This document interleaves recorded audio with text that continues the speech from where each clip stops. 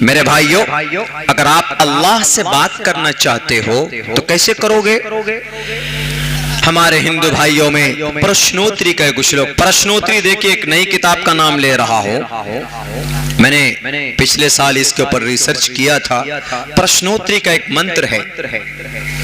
हमको एक जगह किसी ने पूछा कि सर ईश्वर से कैसे करीब हो, परमात्मा से। हमारे हिंदू भाई हैं, अगर ब्राह्मण भाई हैं, यादव बिरादरी के लोग हैं, सनातन धर्मी भाई हैं, तो गौर से सुने। प्रश्नोत्तरी आपकी ही एक धार्मिक पुस्तक है जो कई ऑथेंटिक, कई शास्त्र से छांट कर उसके कुछ श्लोक जमा किए गए हैं ऋषि मुनि द्वारा। उसी को प्रश्नोत्तरी बोलते हैं।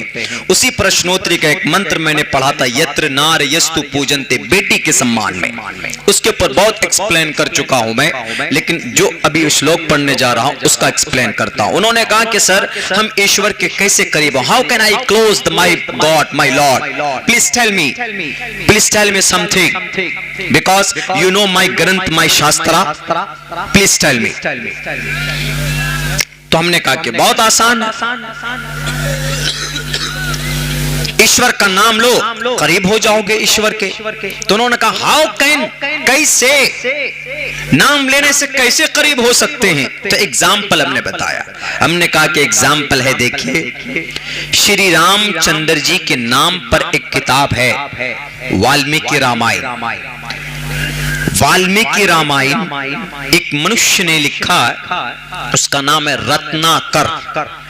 रत्नाकर उसकी जिंदगी पहले की ऋषि महाआत्मा, महापुरुष बनने से पहले अलग लाइफ थी। कभी कभी ऐसा होता है हमारे समाज में भी, बड़े शराबी होते, बड़े डाकू होते, लेकिन कभी उस पर अल्लाह का रहमो करम होता है, आदमी सुधर जाता है, नमाजी बन जाता है, दाढ़ी रख लेता है, अच्छे काम करने लगता है। एग्जाम्पल है हमारी बस्ती में, हमारे इलाके में है, डेली नशे में धोत, सारी प्रॉपर्टी जमीनें बेच डाली। लेकिन अभी ऐसा है कि पांचों वक्त में सबसे पहले अजान जाके वही देता, शराब पीकर नंगा डांस करते थे, ऐसी हालत थी। लेकिन अभी जमात के अमीर बने बैठे। उमर फारूक को देख लीजिए, सबसे ज्यादा इस्लाम के नाम पर जो शुरू में ईमान लाए थे, सबसे ज्यादा जुल्म तशद्दुद मारने वाले, जुल्म तशद्दुद करने वालों में एक नाम उमर फारूक का भी था। उनके घर में जो कनीजा रहती थी उनको इतना मारते थे, थक जाते थे। उमर फारूक यूं कहते थे, रुको आज तो थक गया हूं मैं, कल मारूंगा, ऐसे कहते थे, कल मारूंगा। फिर कल होते कल पिटाई करते, फिर थक जाते, फिर वो कहते कि मैं कल मारूं। कौन? उमर फारूक, जिनकी बाजुओं में इतनी ताकत थी कि इनकी ताकत के डर से शैतान अपना रास्ता बदल देता था, कहीं मेरी धुलाई ना हो जाए। वो उमर फारूक जिनकी बाजुओं में बड़ी ताकत थी, बहुत मारते थे वो। लेकिन मेरे भाइयों, मेरे साथियों,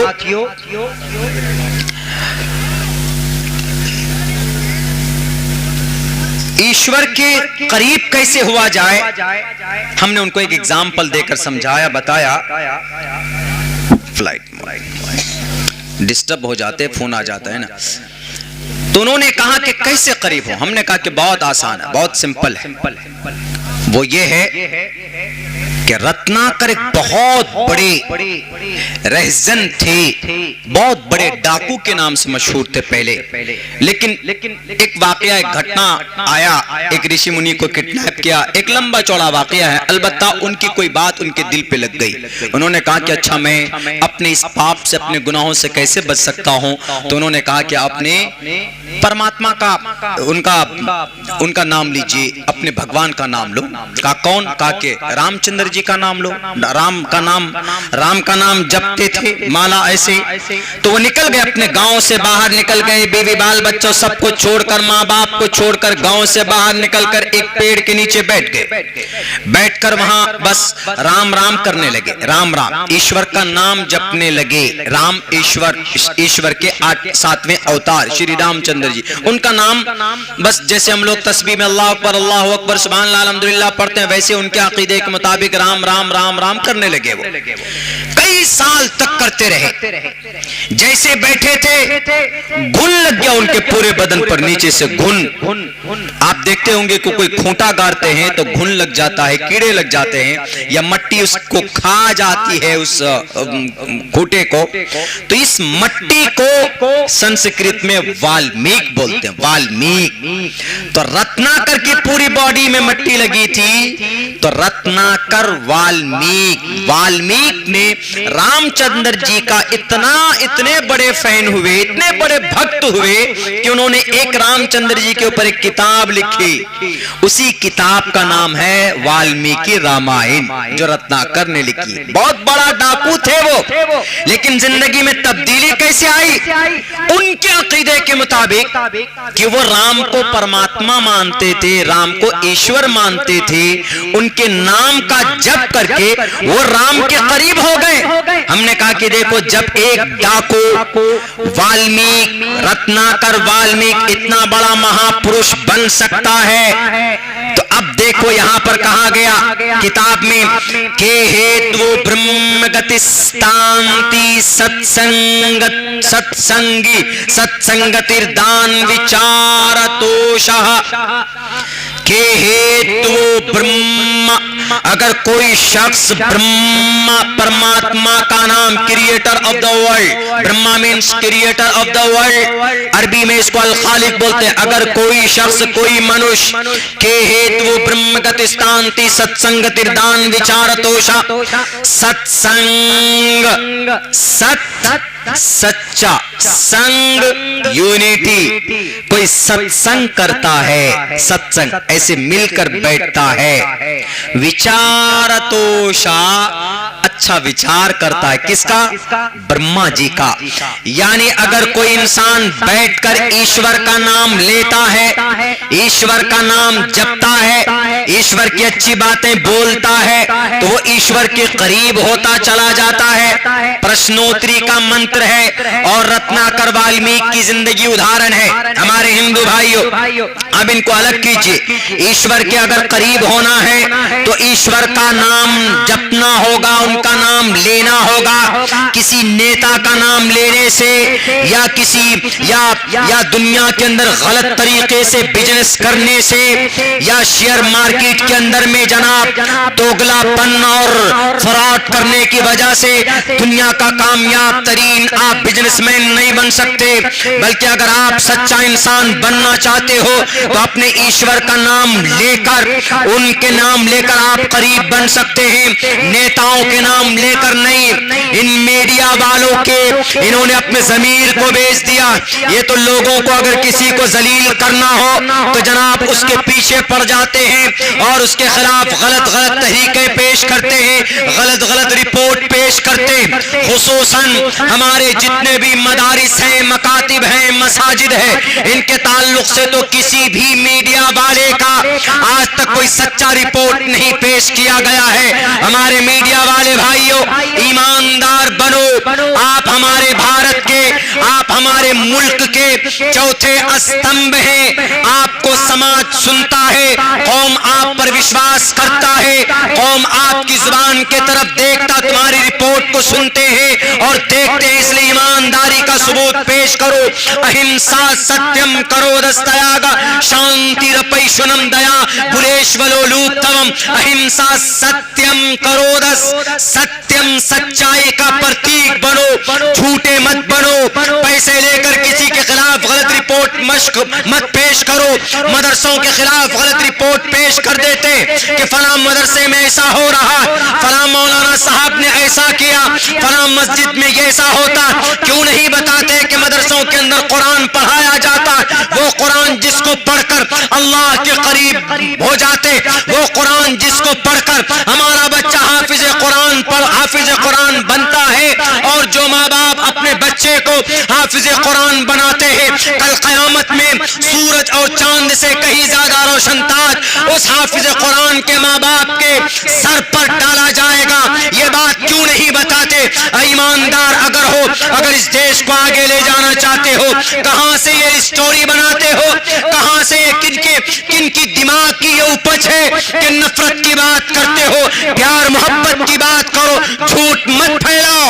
इस देश के अंदर हमारे हिंदुस्तान के हिंदू भाइयों, जैसे आप अपने ईश्वर के करीब होना चाहते हो तो ईश्वर का नाम लेना होगा, सेम इसी तरीके पर हमारे रब ने कहा नबी की जुबान में, ऐ मोहम्मद रसूलुल्लाह, आप अपनी कौम को बता दीजिए, अगर तुम अल्लाह के करीब बनना चाहते हो, अल्लाह के महबूब बनना चाहते हो, अल्लाह के करीब होना चाहते हो, अल्लाह से बात करना चाहते हो, तो तुम क्या करो? तुम कुरान करीम की तिलावत किया करो।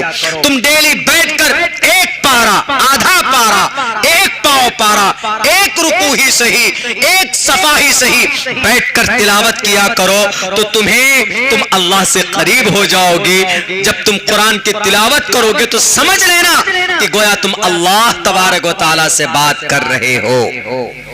बताइए, इंसान अल्लाह से कैसे बात करता है? कुरान करीम जब पढ़ता है तो गोया इंसान अल्लाह से बातें करता है। देखिए आजकल होता क्या, हम लोग जब पढ़ते थे मदरसे में, उत्तर प्रदेश सहारनपुर में जब पढ़ते थे हम लोग, तो अब्बा पैसे भेज के देते थे। आजकल तो फोन पे आ गया, पेटीएम आ गया, गूगल पे, फला पे, ये पे, यहाँ क्लिक कीजिए, यहाँ आप यूपीआई एड्रेस डालिए, आपका पैसा फला जगह पहुंच जाता, फौरन लाखों रुपए पहुंच जाएगा।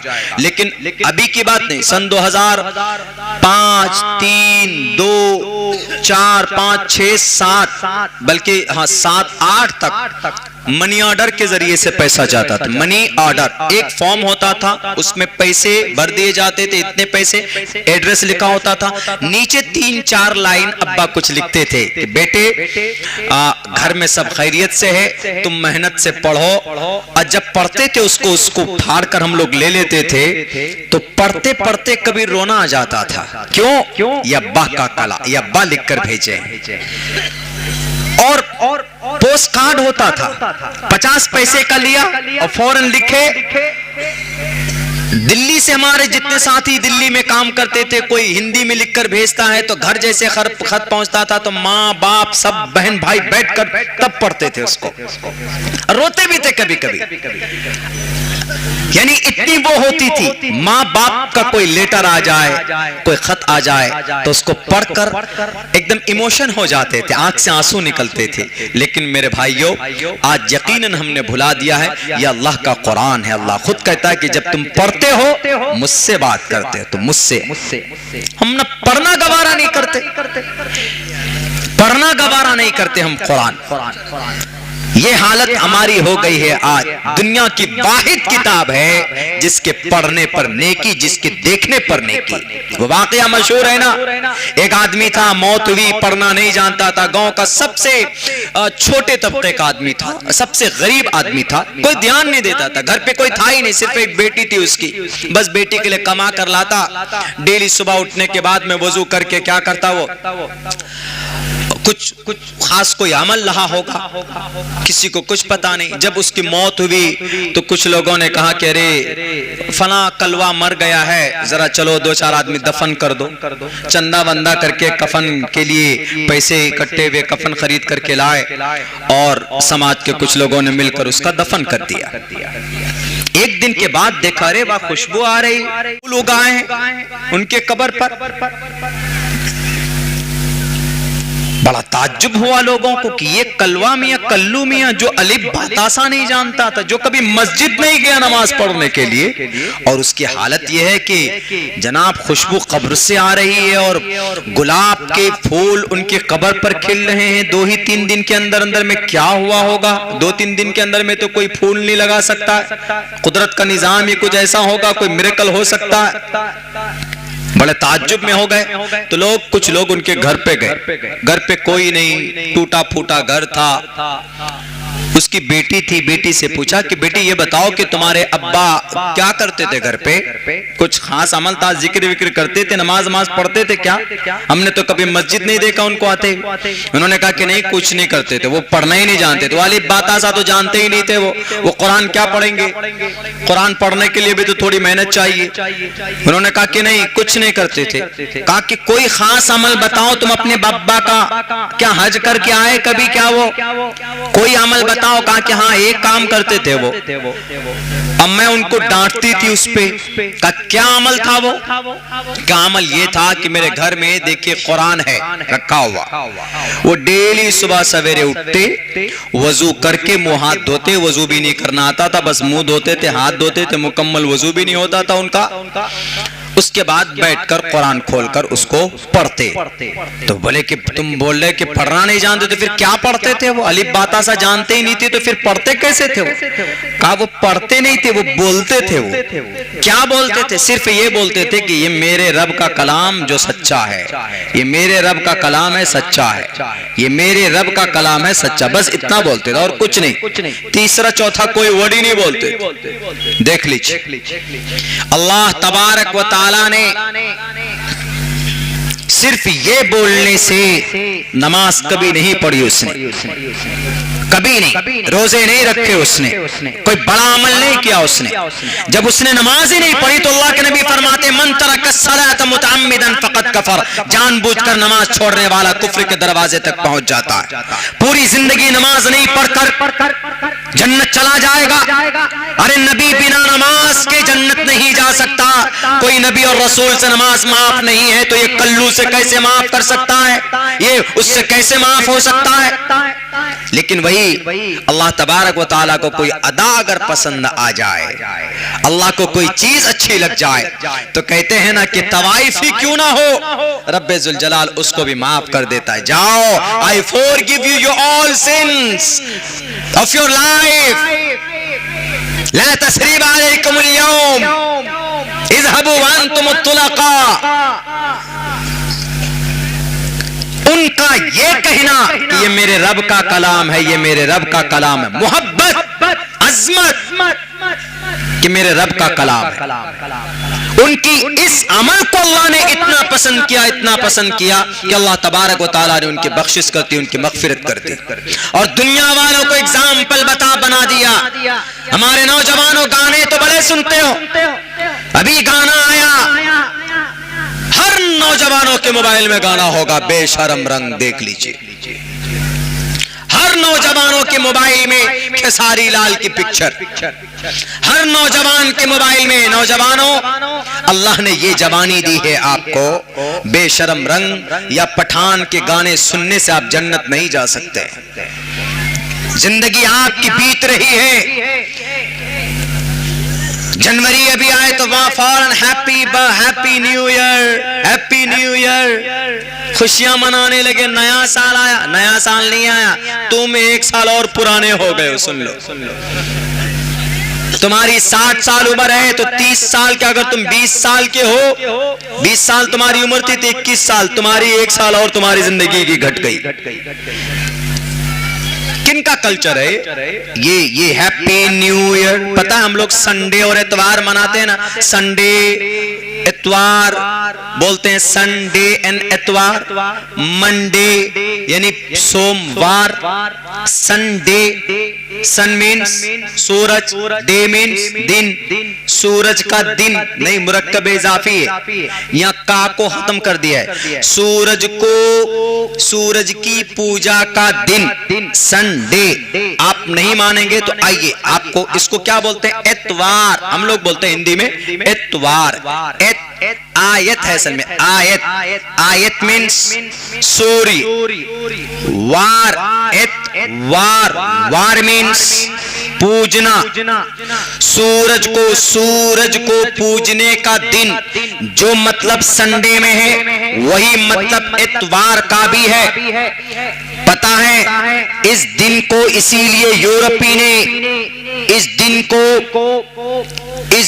को रोमन ने, रूमी ने खास किया छुट्टी के लिए। सूरज को पूजने का दिन है, सोमवार का सेम वही मतलब है जो मंडे मतलब चांद को पूजने का दिन। मंडे मून से है, मून डे है असल में, मून मीन्स चांद, मंडे मून डे, चांद को पूजने का दिन। सोमवार, सोम मीन्स का मतलब ही चंद्रमा आता है यानी चांद, और डे सोम आर मीन्स डे यानी चांद को पूजने का दिन। अब जनवरी हम लोग आते ही फौरन हैप्पी न्यू ईयर गाड़ी में लगा देते, बस में लगा देते, 4 व्हीलर है तो आगे पीछे गुब्बारे लगाकर हैप्पी न्यू ईयर। पता है हैप्पी न्यू ईयर किनका कल्चर है? सिर्फ हैप्पी न्यू ईयर याद रहा, बाकी भूल गए। इसको 1907 को रॉयल नेवी अफवाज किनको बोलते हैं? जो समंदर में कश्ती में जिन आर्मी जिन फौजियों की ड्यूटी होती है उनको नेवी बोलते, नेवी ऑफिसर बोलते। वहां पर उन लोगों को सालों साल ड्यूटी मिलती थी, बोर हो जाते थे वो लोग, इसीलिए वो लोग आपस में मशवरा करते कि यार बोर हो गए हैं समंदर में, पानी देख देख कर, मछली देख देख कर, कुछ नया होना चाहिए। उन्होंने कहा कि अच्छा एक काम करो, नया होने के लिए सबसे बेटर क्या है? कहा कि सबसे बेटर ये जिस दिन हम दुनिया में आए उससे बेहतर और क्या हो सकता है। तो उन्होंने सबसे पहले शुरुआत की, रॉयल नेवी ने 1907 को हैप्पी बर्थडे मनाते हैं, बर्थडे बच्चों का, बर्थडे का मतलब पैदा होना, BIR birth, TH birth, date of birth बोलते हैं हम लोग, पैदाइश का डेट। तो हैप्पी बर्थडे उन्होंने सबने अपनी अपनी तारीख याद की कि हम कब पैदा हुए, सब उस जहाज के अंदर में हैप्पी बर्थडे मनाते, शराब पीते।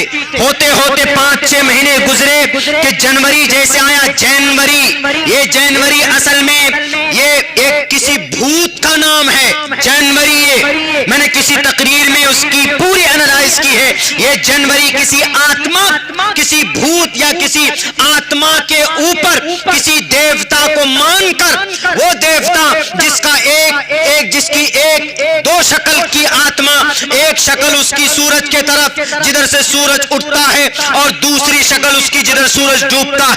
कहा जाता है कि जनवरी, ये जैनी जो आत्मा है, ये हमको सुबह की बुराई से, सूरज से जो बुराई निकलती है सूरज के साथ, उससे भी बचाता है, और जिधर गुरूब होता है, गुरूब होते हुए जो बुराई होती है, ये जैनी हमें दोनों से बचाता है। इसीलिए इस जैनी के हमेशा याद किया जाए, तो इस जैनी के नाम पर उन्होंने जनवरी रख दी। फरवरी इसी तरह है, वो लंबा समय चाहिए, फरवरी, मार्च, अप्रैल, मई, जून, जुलाई, अगस्त तक, ये सारे जनवरी से लेकर अगस्त तक किसी न किसी बुध के ऊपर उनका नाम रखा गया।